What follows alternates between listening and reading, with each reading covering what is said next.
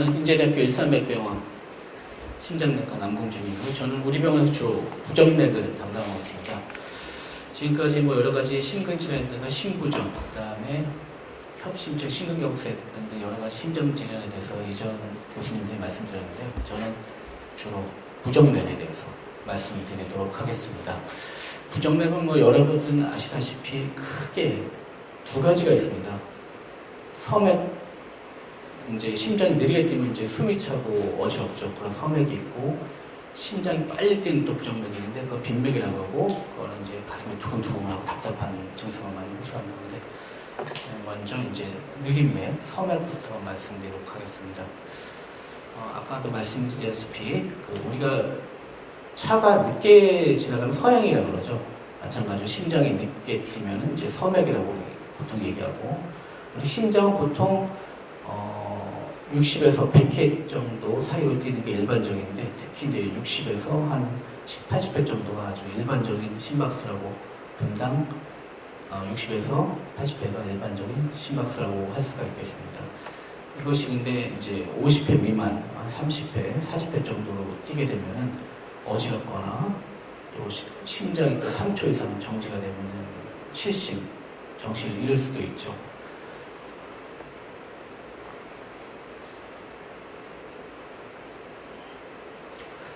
일반적으로 이제 서맥, 우리 보통 여러분들이 이제 60회 이하면은 많이 긴장하는 경우가 많습니다. 되게 뭐 심장 맥박수가 50회다.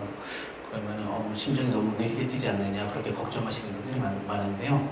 대개는 이제 나이가 어릴수록 심장이 좀 빨리 뛰고, 나중에 이제 연세가 많이 드시면 70회, 80세 이상 연세가 많이 드시게 되면은 정상적으로 심장 맥박수가 느리게 됩니다. 50회도 괜찮고요.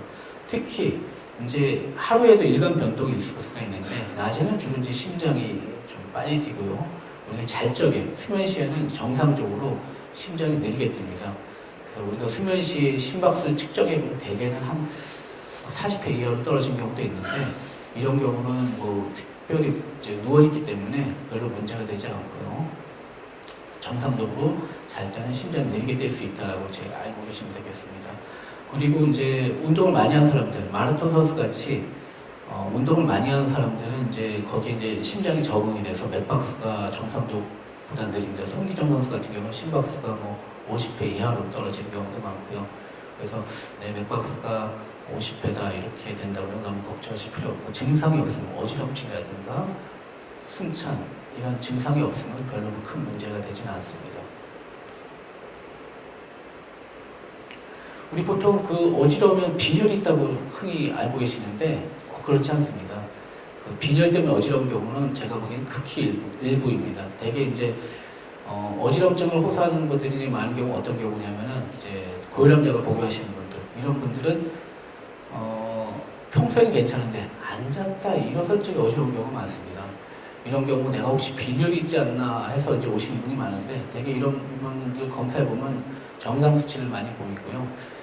이제 앉았다 일어서게 되면은 어떤 그 기압 차이 때문에 뇌로피가 일시적으로 부족하게 가서 어지러운 거지, 이것이 빈혈은 아닙니다.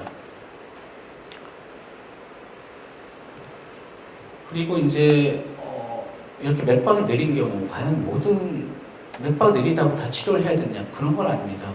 일단은 맥박이 느리면서 어지럼증이 동반돼야지 치료 대상이지, 단순히 맥박수가 50회 이하로 떨어진다고 해서 어지럼증이 없는데 무조건 치료 대상은 안 됩니다.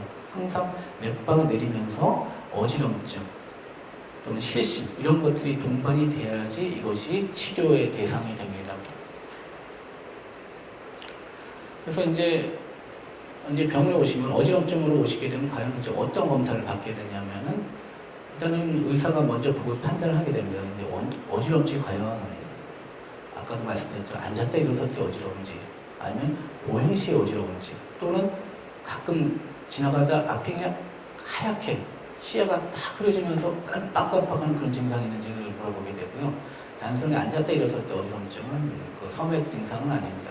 근데 좀 위험한 증상이 뭐냐면은 보행 시에 갑자기 앞이 캄캄해지면서 하얘지면서 시야가 안 보이는 때, 이럴 때는 이제 심장이 좀 정지되는, 약 3초 이상만 정지되는 그런 것이 의심되기 때문에 이럴 때는 검사를 받아봐야 되고 병원에 오시게 되면 맨 처음 이제 이런 증상을 먼저 파악을 해보고 의사들이 그다음 심전도를 찍어봅니다. 그래서 평균 맥박수 어떻게 그 다음에 24시간 생활 심전도 홀터란 게 있는데 이건 기계를 몸에 부착하면서 24시간 동안 일상생활을 하면은 거기에 이제 다 데이터가 나오는데요.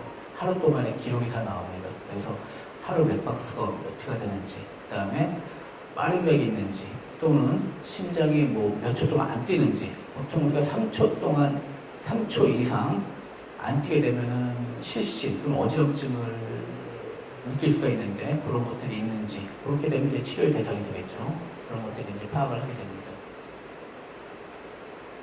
그래서 흔히 많이 이제 병원에 오게 되면 가장 먼저 찍는 검사가 이제 심전도. 여러분 다 한 번씩 다 찍어보셨을 겁니다. 이 심전도를 이제 여러 가지 질환 다 알 수가 있죠. 뭐 부정맥도 알 수 있지만 허혈성 심장, 아까 협심증, 심근경색, 심비대, 전해질 이상 어떤 여러 가지를 이 심전도로 우리가 보통 알 수가 있습니다. 그렇지만 이 심전도 하나 갖고는 정확하게 알 수가 없어요. 이 심전도라는 게 딱 10초 동안의 기록이거든요. 심전도를 찍는 순간에 증상이 없으면은 당연히 정상이 나오죠. 그래서 이것을 보완하기 위해서 24시간 홀터라고 이제 아까도 말씀드렸던 그런 검사를 해서 24시간 동안 데이터를 얻어야 되고, 그렇지만은 이 홀터만 갖고도 또 부족합니다. 하루 동안에 그 증상이 나타나지 않으면 또 모르죠. 그래서 우리가 이벤트 레코드라고 해서 좀 더 장시간, 일주일에서 한 달 동안에 그런 증상을 좀 더 장기적으로 모니터할 수 있는 그런 장치가 또 있습니다. 24시간 홀터는 이제 몸에다가 이렇게 패치를 붙여놓고 하루 동안의 기록을 보는 거고요. 그래서 이제 부정맥, 서맥이 이제 확인됐다. 그러면 과연 이걸 어떻게 치료할 것이냐? 증상이 없는 서맥은 일단 치료할 필요가 없습니다. 근데 만약에 이제 어지럽고, 그 다음에 심장이 잘 안 뛰고 그러면은 이걸 치료를 해야 되는데, 일단 기본적으로 서맥은 약이 없습니다. 약으로 치료할 수가 없어요. 단지 이제 이것이 증상이 어지럼증, 실신, 동반한 서맥이 있다 그러면은 인공 심박동기밖에 치료 방법이 없습니다. 인공 심박동기 치료는 이제 기계가 이제 여기 보시면 요거 보이시죠? 이게 인공 심박동기인데 한 요 정도 사이즈입니다. 여기다가 좌측 쇄골 아래쪽에다 약 3cm 정도 국소 맞추고, 전신 맞추도 아니고요. 국소 맞추면서 살짝 째갖고 주머니를 만들어서 이걸 쏙 집어넣으면 이제 치료가 되는 거죠. 이게 이 인공 심박동기가 항상 이제 우리 심장을 모니터링해요. 그래서 심장이 안 뛰면은 심박동기가 이제 작동해서 심장을 뛰게 해주는 그런 역할을 합니다. 인공 심박동기고요. 그리고 보통 여러분들 이제 인공심박동기, 인공심장으로 헷갈리는 분들이 많은데, 인공심장은 신부전으로 심장이 거의 기능 못할 때 아예 심장을 갈아치우는 그게 인공심장이고요. 인공심박동기는 자기 심장은 그대로 있고, 심장이 안 뛸 때 심장이 전기력을 자극을 줘서 심장을 뛰게 해주는 그런 조그만 장치입니다. 인공심장 굉장히 크죠. 인공심박도 아까 제가 말씀드렸듯이 조그만 장치고요. 몸 피부 아래다 집어넣는 조그만 장치입니다.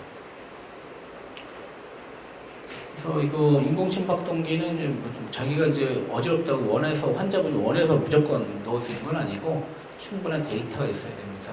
환자의 증상과 24시간 홀터 등등 심장이 잘 안 뛰는 그런 것들이 증명이 돼야지 이제 인공심박동을 넣을 수가 있는 거죠. 인공심박동기 이 정도 말씀드리면 될 것 같고요. 그리고 인공심박동기를 넣은 분들은 이제 대개는 이것도 배터리이기 때문에 수명이 있습니다. 대개는 수명이 그전에 한 7, 8년 정도 됐는데 요새는 한 10년 이상, 10년에서 13년 정도 수명이 있고, 그다음 환자의 그 부정맥 증상에 따라서 계속 심장 박동기가 작동하는 사람이 있는가 하면은 어떨 때는 자기 박동으로 유지하다가 갑자기 심장이 안 뛸 때 인공심박동기 감지해서 그때만 넣어주는 분이 있거든요. 그래서 인공심박도 계속 작동하는 사람들은 완전 박실차는 것 같아요. 이런 경우는 이제 배터리 수명이 짧죠. 대개 한 10년 정도 가고, 그렇지만은 간헐적으로 인공심박동 작동하는 사람 수명 길어서 한 13년, 15년 정도 가는 경우가 많습니다.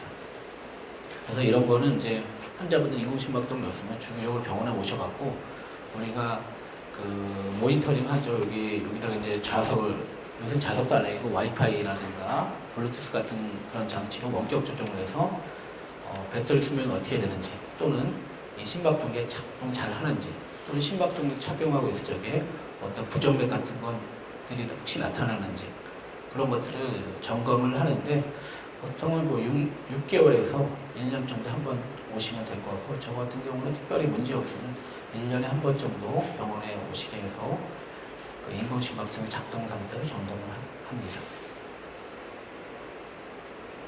아까 말씀드린 거고요. 네. 자, 지금까지는 제가 이제 느린 맥을 말씀드렸는데, 이제는 빠른 맥, 심장이 빠른 맥, 빠르면 어떻게 되죠? 굉장히 두근거리고 답답합니다. 어떨 때 죽을 것 같은 그런 느낌도 들고요. 빠른 맥에 대해서 말씀드리도록 하겠습니다. 우리 정상적으로 심장은 그 위쪽에 심방이 있고 그 밑에 심실이 이렇게 있습니다. 심방은 우리 온몸을 도는 피가 저장되는 장소고요. 그 저장돼서 밑으로 심실로 내려가면 심실이 짜죽게 되고 우리 온몸에 피가 쫙 퍼지죠. 그래서 우리가 살 수 있게 되는데, 이 안에, 심장의 안에 보게 되면 여러 가지 전도계가 있어요. 뭐 전기줄이라고 말씀드려도 아마 무방할 겁니다. 그 심방에 보면은 심장에 전기 스파크를 주는 부분이 있는데, 심장이 뛰기 위해서는 이 심방에 전기 스파크가 계속 나오는 동결절이 있어요. 거기서 전기 자극이 나오게 됩니다. 그런 전기 자극이 밑에 전기줄 통해서 심실로 연결돼 갖고 심장이 뛰게 돼 있죠.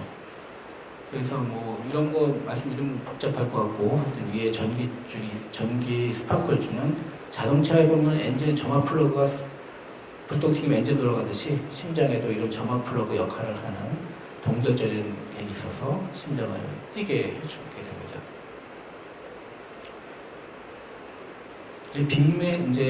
근데 이제 정상적으로는 우리 심장이 60에서 100회 정도 뛰게 되는데, 이 전기 작아주는 것들이 이제 정상적으로 적절하게 전기 자극이 나오는데, 어떤 경우는 굉장히 빠르게 나오는 경우가 있어요. 최소 100회 이상, 보통은 150회 이상, 심장이 150회 이상 막 뛰게 되면 우리 굉장히 가슴 답답하거든요. 두근거리고, 어느 때는 내가 심장 정지해서 죽지 않나, 그런 공포감을 느끼게 됩니다.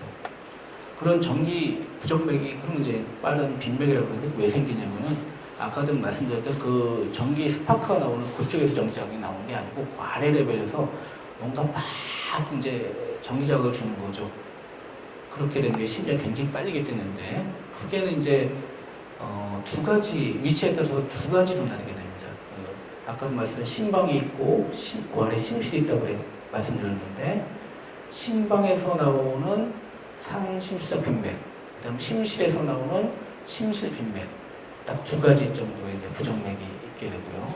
그 차이점을 말씀드리면은, 상심실성 빈맥은 종류가 굉장히 여러 가지가 있습니다. 이제 심실이 아닌 위쪽 레벨, 심실에서 전기 자극이 아주 빠르게 막 파이어링 하는 건데, 뭐 발작성 상실성 빈맥도 있고 심방세동도 있고 뭐 종류가 여러 가지가 있지만은, 발작성 상실성 빈맥이 좀 대표적인 부정맥 중 하나죠. 되게 정상적으로는 심방에서 심실로 가는 전기줄이 딱 하나밖에 없어요. 오로지 하나만 있어야 되는데, 어떤 사람들은 하나가 더 있는 경우가 있습니다. 대충 한 300명 중에 1명 정도? 이렇게 되면 이것이 이제 또 다른 전기줄 하나 때문에 전기가 뺑글뺑글 막 돌아가는 그 상실성 빈맥을 유발하게 되죠. 되게 이제 나타나는 증상이 아무것도 안 하고 흥분하지도 않고 가만히 있는데 느닷없이 갑자기 심장이 150배 막 뛰는 거예요. 그럼 막 갑자기 죽을 것 같고 공포감이 들죠. 대개는 이제 발병된 연령대가, 그런 경우는 되게 15세 이상, 한 60대까지 굉장히 브로드하게 나타나는데, 되게 발병 연령은 되게 고등학생 때 좀 많이 생기고 20대도 많이 생기고, 심지어는 60대에 처음 경험한 사람도 있고, 그런데 그런 아무 긴장하지도 않았는데 느닷없이 갑자기 막 뛰는 경우는 이런 경우로 의심할 수가 있습니다. 근데 이게 진단 내리기가 좀 어려워요. 왜냐하면 이게 어떤 사람은 한 5분 이내로 멈추기도 하고 또 어떤 경우는 2시간 이상 지속되기도 하는데 이렇게 막 두근거려서 병을 딱 하면은 그때 이미 가라앉은 거죠. 5분 정도밖에 지속이 안 된다고 하면은 또는 1시간 정도, 30분 정도밖에 지속이 안 된다고 하면 병원에 도착하는 순간에 이미 가라앉아서 심전도 지금 정상 나오죠. 그래서 이런 경우는 참 심증은 가는데 물증 확보가 참 어려운 거가 많습니다. 그래서 이럴 때는 이제 경험 많은 의사가 좀 정확한 문진을 해야 되죠. 정확하게 이제 문진을 해서 일단 의심을 하고 봅니다. 그래서 의심을 하고 나서 증거를 확보해야 되는데 그런 증거들은 여러 가지가 있는데 대표적인 게 뭐 심전도, 24시간 홀터, 아까도 얘기했지만 이벤트 레코드, 사건형 기록기 그런 것들이 있습니다. 그래서 이제 만약에 그런 것들은 이제 치료에 대해서는 뒤에 말씀드리고요. 그다음에 심실빈맥. 아까 말씀드렸던 상심석 빈맥 같은 경우는 사실 아주 답답하고 힘들지만은 죽진 않아요. 삶의 질에 떨어뜨리지만은 죽진 않습니다. 그렇지만은 그 상심석 빈맥이 아닌 심실 쪽에 이런 빠른 부정맥이 생긴다고 하면은 이건 죽고 사는 문제가 관계에 있습니다. 왜냐하면은 심실에서 온몸에 피를 막 보내주는데 와 너무나 빨리 뛰게 되면은 우리 온몸에 피를 보내지 못해요. 그렇게 되면은 사람이 죽을 수밖에 없는 거죠. 그래서 이런 심실빈맥, 심실에서 나타나는 빈맥의 원인은 나이가 좀 젊은 경우는 관상등 혈관에 문제가 없는 경우가 많고 주로 심장 근육 자체에 문제가 있는 경우가 많고요. 연세가 드신 분들은 아까 도준희 교수 말씀하셨듯이 강의하셨듯이 관상동맥, 심근경색 이런 혈관 질환으로 해서 심근이 손상된 경우가 많습니다. 그 위험도를 따지게 되면은 나이가 들어서 심근경색으로 인해서 심근경색이 생겨서 심근이 손상돼서 생긴 부정맥인 경우도 굉장히 위험하죠. 그래서 이런 거를 확인해보고 검사해서 알아내는 것이 중요합니다. 빈맥 증상부터 말씀드렸지만 막 두근거리고 답답하고 어지럽고 때로 실시 일어나기도 하죠. 아주 죽을 것 같아요. 이런 경우는. 진단하는 방법은 말씀드린 심전도, 24시간 홀터, 아까도 얘기했던 휴대용 심전도, 이벤트 레코더, 심초음파 등등 여러 가지가 있습니다. 근데 우리 정상적으로 이런 운동하게 되면 심장이 빨라지죠. 또 갑상선 질환이 있는 경우 심장이 더 빨라진 경우도 있어요. 이런 경우는 정상적으로 빨린 거는 치료 대상이 안 됩니다. 이런 경우는 이제 안전처럼 그렇게 해야지 부정맥이 아니죠. 이런 것들은. 그리고 아까도 말씀드렸던 그 느닷없이 갑자기 심장이 갑자기 빨리 뛰는 경우, 이런 경우는 집에 있으면 굉장히 당황하게 되죠. 이럴 때는 응급처치하는 방법이 있는데 이쪽에 보시면은 여기 눌러보면은 경동맥이 있는데 이거를 살살 이제 마사지 해주거나 여기서 효과 없으면 또 왼쪽으로 들어서 마사지 해주거나 또는 우리 화장실에서 변을 볼 때 아랫배에 힘을 꽉 주죠. 그런 것처럼 몸을 웅크려갖고 아랫배에 힘을 꽉 주게 되면은 그런 빈맥을 일시적으로 종료할 수도 있습니다. 그러면 이런 상심석 빈맥은 어떻게 치료를 할 것이냐?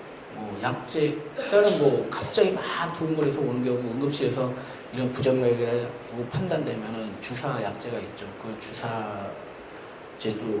주사제로 이제 일시적으로 종료할 수 있으나 그것이 근본적인 치료는 되진 않습니다.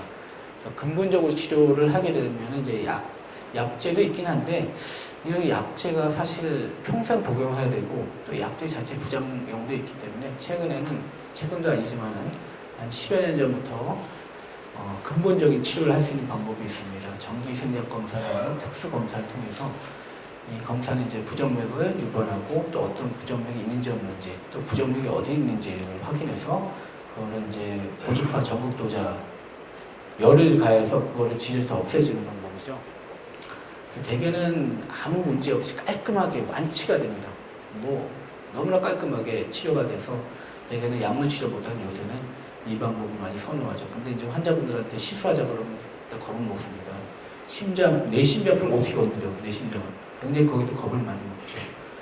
그렇지만은 딱 1시간 정도 좀 참으시면 됩니다. 오셔서 이제 국소마취 하에서 1시간 정도 참으면은 이제 평생 편안하게 보내실 수가 있습니다. 그리고 아까 말씀드렸던 이 심실병, 이거는 이제 죽고 사는 문제인데, 이런 경우 이제 응급실에 오면은 대개는 전기 충격을 줘갖고 일시적으로 종료시키고, 그렇지만 이것이 근본적인 치료가 될 수는 없죠. 언제 또 재발할 수가 있기 때문에 이런 경우는 그 심실병의 종류에 따라서 약을 복용하시든지 아니면은 삽입형 제세동기라는 게 있는데, 이제 이런 심박동기랑 비슷한데요. 좀 더 큽니다. 이런 것들을 이제 몸에 삽입을 해갖고 위험한 부정맥이 있는지를 이 기계가 항상 모니터링 해갖고, 만약에 심실병맥 같은 아주 위험한 부정이 딱 뜨게 되면 이 기계가 딱 감지해서 전기 충격을 딱 줘서 종료시키는, 사람을 살리는 기계가 되겠습니다. 그 외에 또 이제 전극도자 저제를 통해서 근본적으로 심실 빈병이 나오는 데를 찾아서 치료를 하는 방법도 있습니다. 그리고 이제 그러면은 이 부정맥도 이제 종류가 굉장히 다양한데, 아까도 말씀드렸던 심실빈맥, 상실빈맥 등 여러 가지가 있는데, 이런 것도 유발하는 요인들이 있어요. 대부분은 이제 몸의 상태가 안 좋을 때, 몸의 상태가 안 좋을 때라는 건 되게 이제 우리가 잠을 못 자거나 정신적 또는 육체적 스트레스, 그다음에 과도한 카페인 섭취, 술, 담배 이런 것들을 하게 되면 심장에 자극을 주게 됩니다. 교감신경 항진제에서 부정맥을 유발할 수 있기 때문에 이런 것들을 피하셔야 되죠. 몸이 편안한 상태가 되면 이런 부정맥이 잘 생기지 않습니다. 예, 지금까지는 이제 성맥과 빈맥을 말씀드렸는데, 심방세동에 대해서 말씀드려야 되겠습니다. 심방세동 여러분 많이 들어보셨을 겁니다. 이 심방세동은 아까도 말씀드렸던 심실 쪽이 아닌 심방 쪽의 부정맥인데, 이게 왜 중요하냐면은 나이가 들면 이 병이 웬만해서 잘 생깁니다. 연세 드신 분들의 한 4% 정도가 이런 심방세동이 생겨요. 그냥 단순하게 그냥 심방세동이면 좋겠는데, 이게 죽고 사는 문제랑 관계가 있거든요. 굉장히 흔하면서도 사람이 죽고 사는 데 관련이 있기 때문에 이 부정맥이 중요합니다. 제 외래로 오신 분들의 한 20% 이상, 20-30%는 아마 이 심방세동입니다. 그만큼 유병률도 많고 또 아주 위험한 그런 부정맥이죠. 이 심방세동은 아주 이렇게 우리 보통 이게 맥을 짚어보면은 규칙적으로 뛰는데, 이거는 아주 굉장히 불규칙해요. 이렇게 만져보면 맥박도 약하고 또 이 간격이 굉장히 불규칙해서 딱 만져보면 이게 심방세동이라고 일반인들도 좀 생각할 수 있는 그런 병입니다. 아주 가장 흔하고 75세 이상은 6%, 굉장히 많죠. 굉장히 많고요. 한 40대 이후 평생 동안 4분의 1에서 심방세동을 갖고 있습니다. 우리 옛날 이게 이제 위험한 게 왜냐면은 하여튼 우리 인구가 계속 고령화하죠. 그렇기 때문에 당연히 이 심방세동은 늘어나기 마련이고요. 이게 왜 이제 위험하냐면은 맥박이 불규칙하게 되면은 심방에서 피가 정체가 됩니다. 정체가 되면은 피가 고이게 되면은 어떻게 되죠? 굳어버려요. 굳어버리게 되면은 혈전, 피딱지가 피가 응고되게 되고요. 그것이 응고된 피가 심실로 가서 뇌로 가게 되면 뇌혈을 맞게 되죠. 그렇게 되면 우리가 흔히 알고 있는 중풍, 뇌졸중이 생깁니다. 옛날에는 한치껏 넣어서 지금 연세 드신 분들 중풍으로 누워있는 분들 많은데, 요새는 이제 치료 방법 많이 발달해갖고 그런 중풍 환자 많지 않은데, 옛날에 진짜 많았죠. 그래서 이 심방세동이 가장 위험한 거는 이제 뇌졸중이라는 거. 그 다음에 두 번째는 신부전인데, 이거를 조기 진단해서 적절한 치료를 하는 게 굉장히 중요합니다. 이 뇌졸중의 한 30%가 이 심방세동의 원인이거든요. 그래서 굉장히 중요한 거고, 이런 것들이 이제 뇌혈관에 이제 뇌졸중을 만든다는 거. 여기 보시면 여기 심장이 혈전 보이죠? 요거 이것이 이런 것들이 이제 심방세동이 생기게 되면 혈전이 생기게 되고 이것이 뇌로가 중풍되는 겁니다. 심전을 보게 되면 이 간격이 규칙적이지 않고 굉장히 불규칙하죠. 또 빨라요. 그래서 이게 생기게 되면은 가슴이 답답하고 또는 호흡곤란, 어느 순간 이제 뇌졸중이 생기는 거죠. 그러니까 굉장히 위험한 정맥이에요. 왜 이런 게 생기느냐? 대개는 유전적인 인자가 제가 보기에는 많은 것 같고요. 또 두 번째는 노화 현상이죠. 나이가 들면 60대부터 많이 생깁니다. 그래서 7, 80대 진짜 많이 생기는데요. 그래서 병원 오셔서 정건강검진에서 심방세동 이런 것이 나오게 되면 적절하게 치료를 해야지 뇌졸중 안 생기고 오래 살게 됩니다. 이게 아까도 말씀드린 사람 죽고 사는 문제예요. 죽고 중풍 생기고 신부전 생기고 또 삶의 질이 떨어지고 여러 가지로 하여튼 문제가 많이 생기는 그런 병이고요. 근데 이게 초기에 생긴 경우는 젊은 사람 초기에 생기면 굉장히 답답함을 느끼지만 연세 드신 분들은 이 신경이 무뎌져 갖고 증상이 없는 경우가 많아요. 그래서 우연히 건강검진에 심전도 찍었거나 또는 수술 전에 그냥 심전도 찍었는데 심방세동이 나오는 경우가 많아요. 왜냐하면 환자분이 별로 증상을 못 느끼다가 어느 순간에 중풍돼 버리는 거거든요. 그래서 증상이 없다는 게 대부분이고, 그다음에 아까도 말씀하신 두머리, 어지럼증, 실수 이런 경우도 생길 수가 있습니다.